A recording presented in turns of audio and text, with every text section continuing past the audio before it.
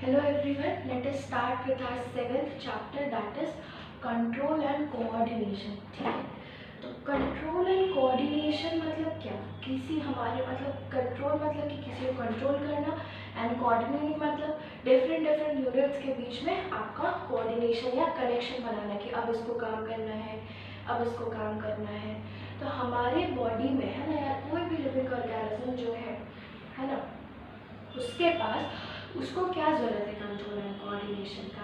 ठीक है, तो आप समझिए जो हमने लास्ट चैप्टर में पढ़ा लाइफ प्रोसेसेस में, हमने डिफरेंट तरह का अपना ये पढ़ा. अगर नहीं पढ़ा है तो आप पढ़ लेंगे, फिर भी आप इतना जानते हैं डिफरेंट तरह के क्या क्या सिस्टम्स होते हैं हमारे बॉडी में. हमारे बॉडी में होते हैं digestive system, excretory system, circulatory system, है ना, स्केलेटल सिस्टम, मस्कुलर सिस्टम, अलग अलग तरह के बहुत सारे सिस्टम्स होते हैं.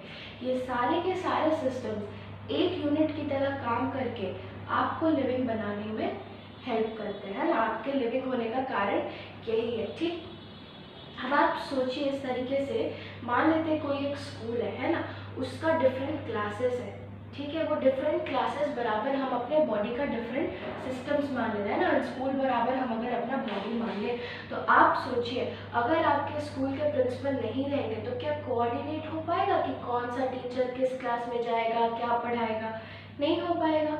उसी तरह से हमारे बॉडी में भी इन डिफरेंट सिस्टम्स को एक साथ चलाना ज़रूरी है.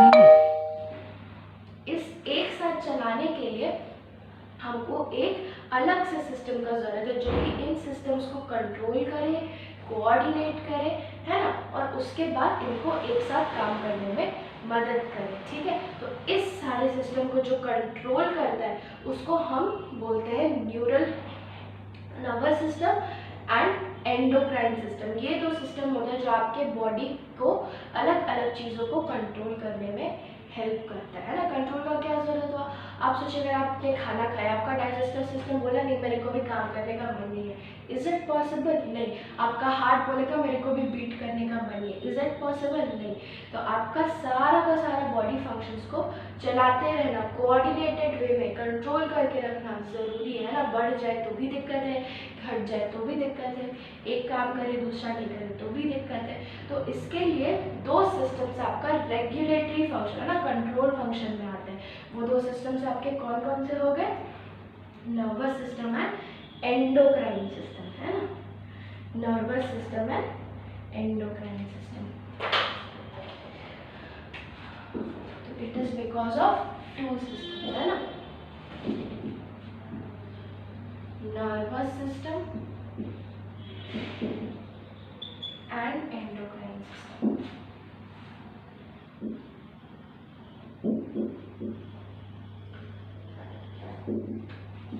ठीक है, अब इनमें कुछ डिफरेंसेस पढ़ लेते हैं.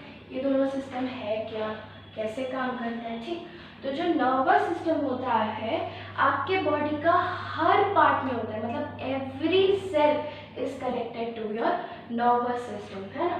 तो ये जो नर्वस सिस्टम होता है it offers cell to cell contact या कंट्रोल, है ना.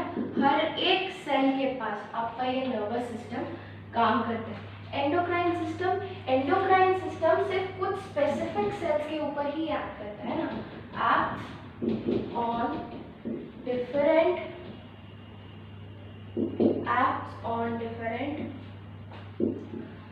Specific sales.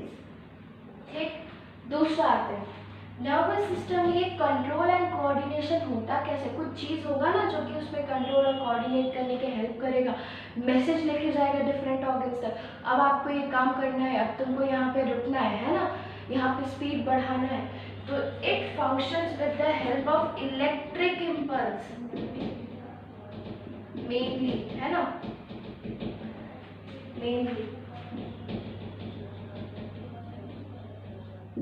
ठीक है, और प्लस केमिकल मैसेंजर्स भी कई बार काम करते हैं ना. इनको हम न्यूरोट्रांसमीटर्स कहते हैं ना.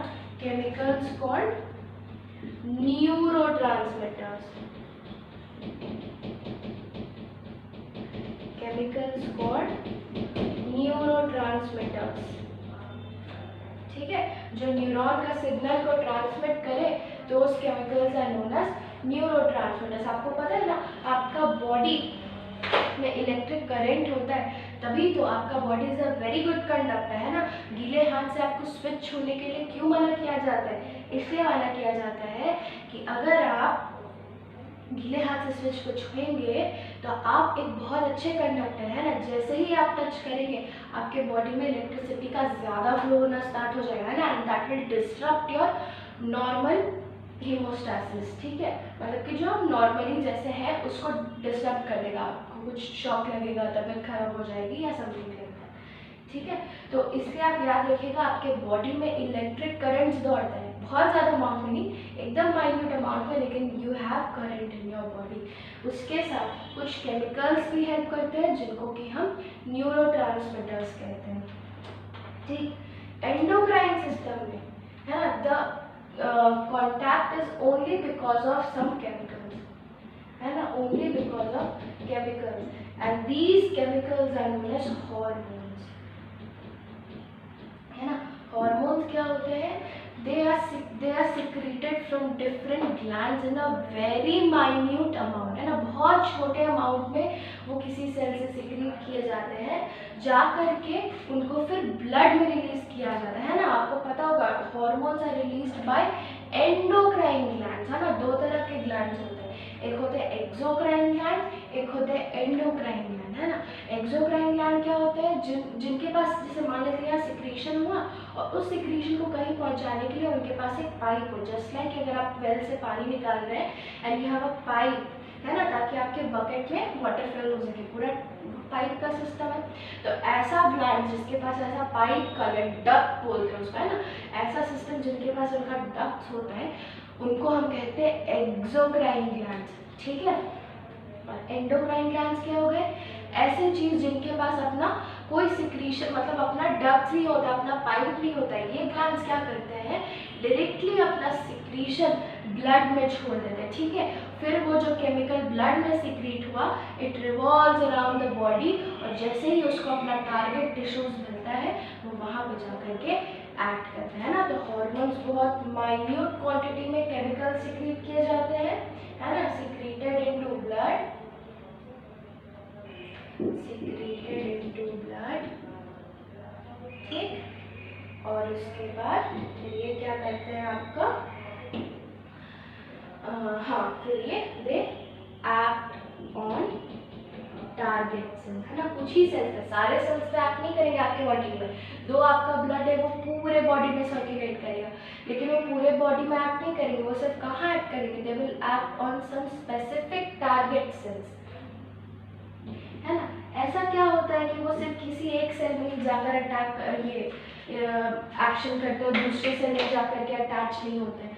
तो जो टारगेट सेल या टिश्यू होते हैं उनके पास वो स्पेसिफिक केमिकल का रिसेप्टर होता है ना। ब्लड में वो केमिकल घूम रहा है, उसका रिसेप्टर किसी सेल में होगा, जिस सेल में उसका रिसेप्टर होगा उसी से जाके वो बाइंड करेगा। अगर कोई हार्मोन घूम भी रहा है, कोई केमिकल घूम भी रहा है और उसका कोई रिसेप्टर ही नहीं हुआ, तो वो कहाँ जाके अटैच करेगा? तो किसी भी सेल के ऊपर काम नहीं कर सकता है। किस सेल या किस टिश्यू के ऊपर काम करेगा? तो उसी टिश्यू के ऊपर काम करेगा जिसके पास कि उस पर्टिकुलर हार्मोन या पर्टिकुलर केमिकल मैसेंजर का रिसेप्टर होगा। ठीक है, तो hormones are secreted into blood and act on target cell. This is the main difference between nervous and endocrine system. हमको दोनों पढ़ना है। हम स्टार्ट करेंगे nervous system। ठीक है, we'll start with nervous system.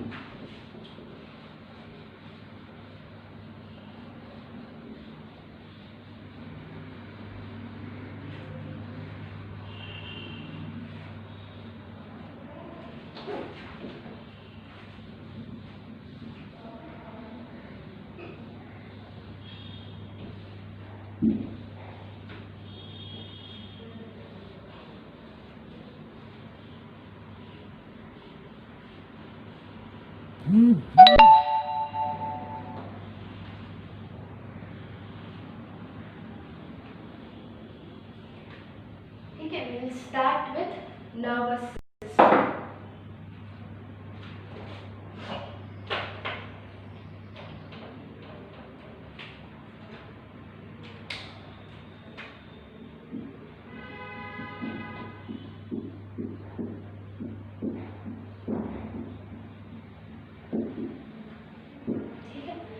अब ये नर्वस सिस्टम में आपका दो चीज़ आता है, ठीक है, दो पार्ट्स में इस नर्वस सिस्टम को हम डिवाइड करते हैं, ठीक है। एक आता है सेंट्रल नर्वस सिस्टम, है ना, one is central nervous system, ठीक है, जो आपके बॉडी के सेंट्रल एक्सिस पे होगा उसको हम सेंट्रल नर्वस सिस्टम कहते हैं, है ना, शॉर्ट में CNS, ठीक है। और जो आपके बॉडी के पेरीफेरी के तरफ होगा, पेरीफेरी मतलब समझते हैं, बाहर की तरफ, एंड की तरफ, है ना, तो सेंट्रल नर्वस सिस्टम से निकलता हुआ जो भी बाहर की तरफ आपका नर्व जा रहा होगा या नर्वस सिस्टम जा रहा होगा, उस नर्वस सिस्टम को हम बोलते हैं पेरीफेरल नर्वस सिस्टम, उस नर्वस सिस्टम को बोलते हैं पेरीफेरल नर्वस सिस्टम, ठीक है, या फिर हम इसको कह सकते हैं PNS, ठीक है। अब ये जो सेंट्रल नर्वस सिस्टम होता है आपका, that is divided into two parts again, ठीक है। इसमें आता है आपका brain and spinal cord,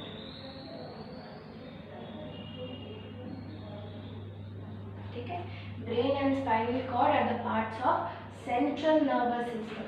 peripheral nervous system के ऊपर आते हैं जितना भी nerves originating from brain and spinal cord, they will constitute your peripheral nervous system, ठीक है। यहाँ पे आपका है ना, जो ब्रेन से नर्व निकलता है, अच्छा, brain is fitted in school, आपको पता है, आपका ब्रेन एंड स्पाइनल कॉर्ड, ये जो आपका मेन थिंकिंग ऑर्गन होता है ना, बहुत बच्चे सोचते हैं, मैंने देखा है कि spinal cord is a nerve, ये सोच नहीं सकता, पर गलत है। ब्रेन, स्पाइनल कॉर्ड कुछ नहीं है, बस ब्रेन का एक्सटेंशन है ना। आप सिर्फ सोचते हैं यहाँ से भी नहीं है, बचपन में क्या बोलते हैं, यहाँ से हम सोचते हैं, कुछ भी करते हैं यहाँ से करते हैं, यहाँ से तो करते ही हैं, साथ में जो ब्रेन का एक्सटेंशन होता है मेरा पीछे, है ना, दैट इज मेरा स्पाइनल कॉर्ड, वहाँ से भी आप सोचते हैं। आप ये याद रखिएगा ना, spinal cord is not a nerve, it is an extension of brain, और यहाँ से भी बहुत सारे काम होते हैं, ठीक है, ब्रेन के साथ यहाँ से भी कई सारे काम होते हैं। अब आपको पता है जो ब्रेन है आपका, that is a very important organ, that is a very important organ, ठीक। अब इसको प्रोटेक्ट करने के लिए आपको कुछ चाहिए ना, कुछ अच्छा सा चीज़, तो वो प्रोटेक्ट करता है आपका स्कल, है ना, skull is the hard part, है ना, जो कि जिसके अंदर आपका ब्रेन रहता है, ठीक है। अब ये स्कल को हम लोग एक और चीज़ बोलते हैं, we call the skull as cranium, CRANIUM, cranium, cranium मतलब ब्रेन बॉक्स, है ना, जहाँ पे आपका ब्रेन रहता है, ब्रेन प्रोटेक्ट करने के लिए। तो ब्रेन से जितने भी नर्व्स निकलते हैं उनको हम बोलते हैं क्रेनियल नर्व्स, है ना, मतलब जो यहाँ से निकले, they are known as cranial nerves, ठीक है। नर्व्स क्या होते हैं आपका, एक तो मेन ये हो गया थिंकिंग पार्ट, या जो भी आपका फंक्शंस परफॉर्म करेगा। Peripheral nervous system is consisting of nerves, जितना भी बॉडी का नर्व्स आपका बना है, ये नर्व्स क्या होता है, नर्व्स आपका नर्वस सिस्टम का वो पार्ट होता है जो कि मैसेज को कैरी करके ले जाता है। याद रखिएगा, जो भी काम क्या करना है, डिसाइड करना है, is the function of brain and spinal cord, है ना, उस मैसेज को पहुंचाना, that is the function of peripheral nervous system, या नर्व्स का काम आपका होता है, ठीक है। तो दो तरह के नर्व्स होंगे, एक जो डायरेक्ट ब्रेन से निकल रहे हो उनको हम बोलते हैं क्रेनियल नर्व्स, है ना, और दूसरा जो स्पाइनल कॉर्ड से नर्व निकल रहे हो उनको हम बोलते हैं स्पाइनल नर्व्स, उनको हम बोलते हैं स्पाइनल नर्व्स, ठीक है।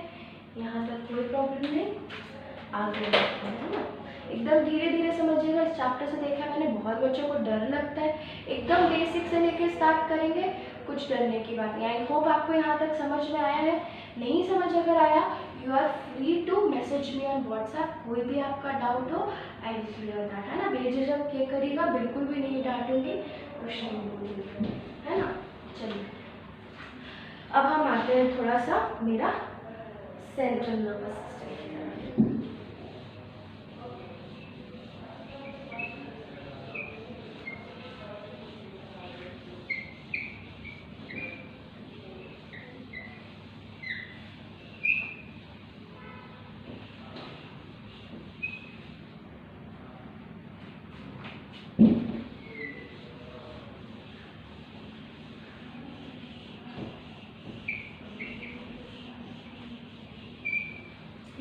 हम लोग पार्ट्स ऑफ नर्वस सिस्टम देख लिए। अब हम थोड़ा सा नर्वस टिश्यू के बारे में जानेंगे कि ये नर्वस टिश्यू क्या चीज़ होता है, किससे बना होता है ना। अब हम जानेंगे थोड़ा सा नर्वस टिश्यू के बारे में, है ना।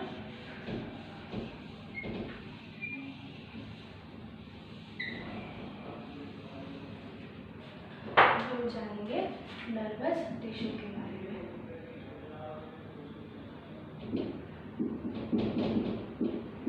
है ना, नर्वस टिश्यू को कई बार न्यूरल टिश्यू भी कहते हैं।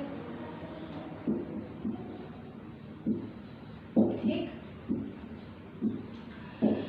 ये जो नर्वस टिश्यू आपका होता है दो चीज का बना होता है ना।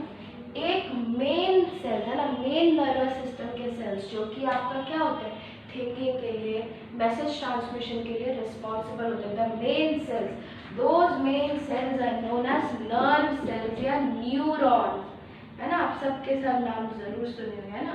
दीज आर नर्व सेल्स या न्यूरॉन्स। ठीक, इसके अलावा इस न्यूरॉन को सपोर्ट करने के लिए बहुत सारे सपोर्टिंग सेल्स होते हैं ना, सपोर्टिंग टिश्यू, सपोर्टिंग टिश्यू होते हैं। ठीक, इस सपोर्टिंग टिश्यू में 3 तरह के सेल्स आते हैं। बस आप नाम जान लीजिए, बोर्ड्स में नहीं आएगा, बट सिंस हम कोचिंग में पढ़ाई कर रहे हैं थोड़ा सा हम ज़्यादा जानते हैं ना। तो सपोर्टिंग टिश्यू में आपका कौन कौन से सेल्स आ जाएंगे, एस्ट्रोसाइट्स, oligodendrocytes,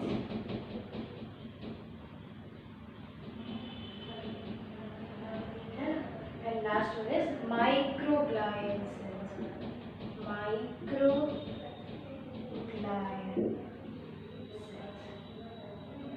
है ना। ये आपका सपोर्टिंग टिश्यू में आ जाता है ना। तो neural tissue is composed of 2 parts, the main neurons which are responsible for the actual function, और इस न्यूरॉन्स को, इन न्यूरॉन्स बहुत डेलिकेट होते हैं ना, इन न्यूरॉन्स को मेंटेन करने के लिए the nervous tissue also consist of some different types of cell जो कि उसको सपोर्ट एंड प्रोटेक्ट करते हैं। 3 तरह के सेल उसमें आते हैं, कौन कौन से, astrocytes, oligodendrocytes and microglial cells. ठीक है, अब हम देखते हैं एक न्यूरॉन या न्यूरॉन का सेल देखते हैं ना, नर्व सेल देखते हैं या न्यूरॉन का स्ट्रक्चर कैसा होता है। Now will see that.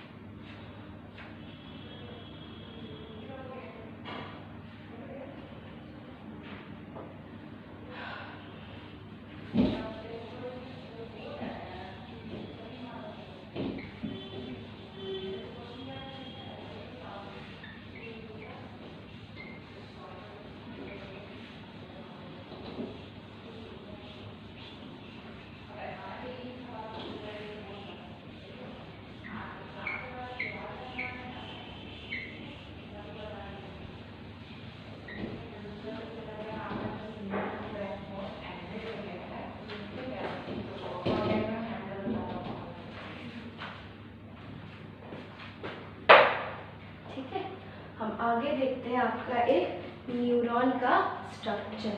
ठीक है, तो न्यूरॉन का जो सेल होता है, please draw with me.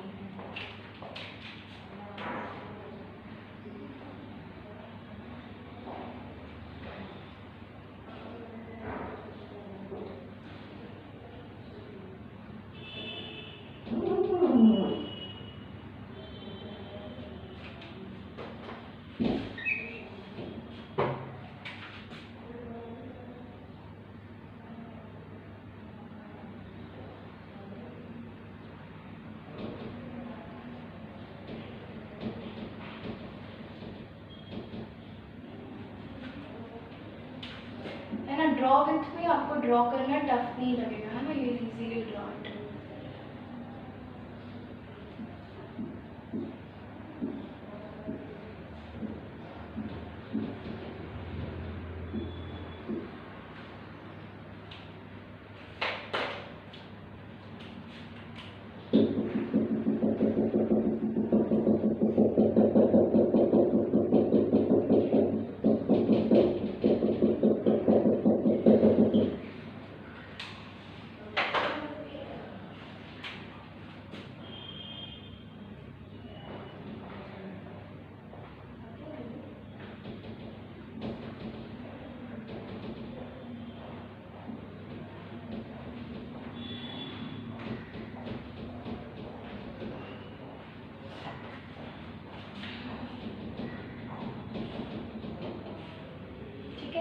This is the diagram of your typical neuron cell, है ना, न्यूरॉन।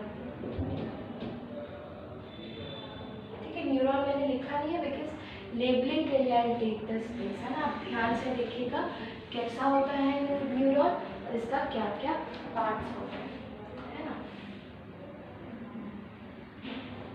ये जो पार्ट होता है ऊपर वाला, दिस सेल, ये पूरा एक सेल है जो ब्लैक से मैंने बनाया है, वो एक सेल है। And green ones are different types of cell, मैं आपको बताऊंगी अभी, है ना।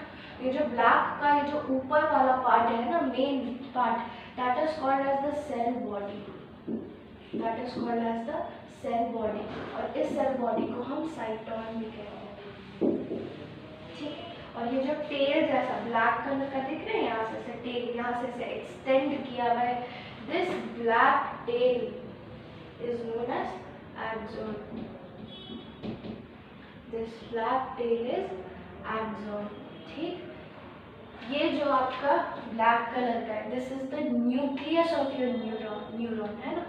ये जो ब्लैक कलर का है आपका, this is the nucleus of neuron.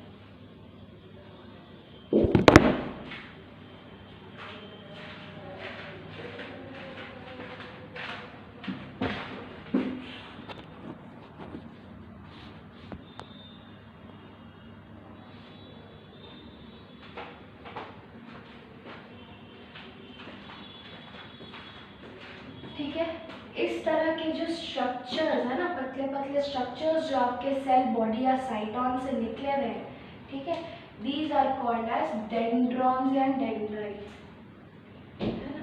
These are called as dendrons and dendrites, ठीक।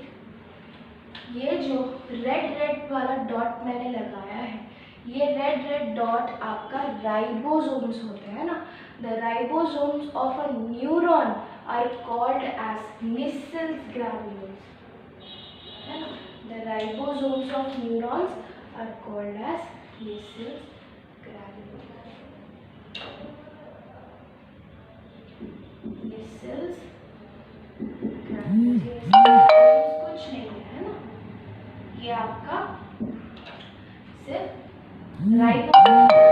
राइबोसोम्स पढ़ा है ना आपने, राइबोसोम्स क्लास 9 में पढ़ा है, they are a type of cell organelle. अब ये जो सेल से यहाँ से ऐसे निकलता है ना, इसको हम लोग बोलते हैं synaptic node. This black colour structure, गोल structure is known as synaptic node, है ना। This is called as synaptic node, है। और ये जो है आपका यहाँ पे एक्सॉन जो है दैट इज टर्मिनेटिंग, खत्म हो रहा है, तो this is known as axon terminal, this is known as axon terminal, है ना। बचा ये ग्रीन तरह का सेल, ये जो ग्रीन तरह का सेल है, this cell is called as Schwann cell, है ना। दिस ग्रीन सेल जिसको मैंने ग्रीन से डिपिक्ट किया, ग्रीन नहीं होता, ग्रीन से मैंने डिपिक्ट किया, this cell is known as Schwann cell, okay. This cell is known as Schwann cell, है ना। ये ग्रीन, इनका काम क्या होता है, ये जो एक्सॉन होता है उस एक्सॉन के अराउंड ये श्वान सेल लिपटे हुए होते हैं, है ना। तो ये जो ग्रीन कलर का डार्क है, this is the nucleus of Schwann cell, है ना। यहाँ पे this is the nucleus of Schwann cell. This is the nucleus of Schwann cell. ठीक है, ऐसे ढेर सारे श्वान सेल एक्सॉन के अराउंड ऐसे लिपटे हुए होते हैं ना, तो these are called as Schwann cell. एक जगह होगा जहाँ पे जो दो श्वान सेल के बीच का एक्सॉन का जगह होगा, जहाँ पे कि axon will not be covered with by Schwann cell, वो खाली जगह को हम बोलते हैं नोड ऑफ रैनवीयर। क्या बोलते हैं, we call it as node of Ranvier, we call it as node of Ranvier, ठीक है। तो this is basically the structure of a typical neuron. Normally जो आप न्यूरॉन देखेंगे आपको कैसा दिखेगा, तो normal neuron will consist of 2 part, cell body या साइटॉन एंड एन एक्सॉन। ठीक, सेल बॉडी या सेल, ये पूरा न्यूरॉन है, ये ब्लैक वाला, इसका न्यूक्लियस होगा। ठीक, उसमें से प्रोसेसेस निकलते हैं जिनको कि हम डेंड्रॉन्स और डेंड्राइट्स कहते हैं। ठीक, उसके बाद ये जो एक्सॉन का एंड होता है उसको हम एक्सॉन टर्मिनल कहते हैं। एक्सॉन टर्मिनल में बैग लाइक, गोल गोल सैक लाइक स्ट्रक्चर्स होते हैं, उनको हम साइनेप्टिक नॉब कहते हैं। ये जो एक्सॉन होता है ये कुछ सेल से लिपटा हुआ होता है, इन सेल को हम श्वान सेल कहते हैं, है ना। जिस जगह पे गैप हो जाता है दो श्वान सेल के बीच के, उस पोजीशन को हम नोड ऑफ रैनवियर कहते हैं। ठीक है, अब इस न्यूरॉन में ट्रांसमिशन कैसे होता है, साइनाप्स और न्यूरोमस्कुलर जंक्शन क्या होता है, ये हम आपके नेक्स्ट वीडियो में